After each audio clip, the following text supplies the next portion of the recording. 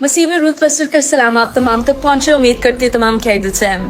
ایک بات کہنا چاہوں گی کہ جس طرح میں آج کل دیکھتی ہوں کہ نوجوانوں کی جب دل آزاری ہوتی ہے, ان کا دل دکھتا ہے, تو وہ کہنا شروع کر دیتے ہیں کہ کرما جو ہے وہ ایک اٹس اے ریئل تھنگ, اور جس انسان نے میرے ساتھ جس طرح کی بدی کی ہے, جس طرح کی برائی کی ہے, جس طرح کا میرا قصور کیا ہے, اس کے ساتھ بھی ویسا ہونے والا ہے. تو میں آپ کو یہ بتانا چاہتی ہوں کہ کرسچینٹی میں, مسیحیت میں کرما کا دور دور تک کوئی واسطہ نہیں ہے. وہ کیسے؟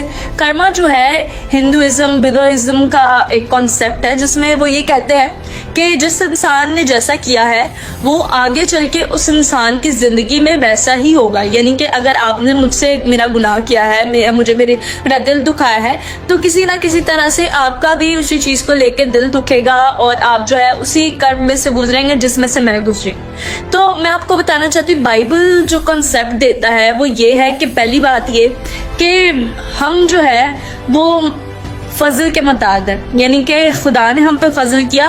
ہم کسی کو یہ نہیں کہہ سکتے کہ جیسا تو نے میرے ساتھ کیا ویسا تیرے ساتھ ہو. ہم کہتے ہیں کہ جا, میں نے تجھے معاف کیا, خدا میں رہتے ہوئے میں نے تجھے معافی دے دی. یعنی کہ جب لوگ ہماری طرف آتے ہیں, ہم سے بدی کرتے ہیں, تو ہم کہتے ہیں یہوہ ہمارا جھنڈا ہے, وہ یہوہ نسی ہے. یعنی کہ وہ جو چاہتا ہے وہ ہمارے لیے کرتا ہے, اور اگر کسی نے ہمارے ساتھ بدی کی ہے, وہ خدا یسوع سے کہتے ہیں کہ اپنے دشمنوں کو معاف کرو. تو کیسے ممکن ہے کہ ایک مسیح انسان جو ہے وہ کرما پہ بلیو کرنا شروع کر دے؟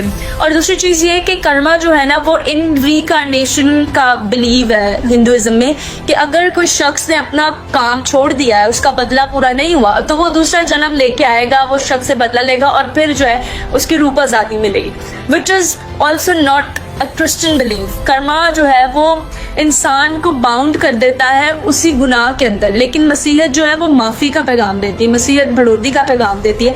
مسیحیت جو ہے وہ اپنے دشمنوں کو, اگر کسی نے برائی کی آپ کے ساتھ, تو اسے معاف کرنے کا پیغام دیتی ہے. اور یہی یسوع مسیح کی سب سے بڑی تعلیم ہے کہ اپنے دشمنوں کو معاف کرو. تو مسیح آپ سب کو اس وجہ سے برکت دے. اس کلام کے وسیلہ سے شیئر کیجیے, خاص طور پہ بہت سے نوجوانوں کو. Thank you.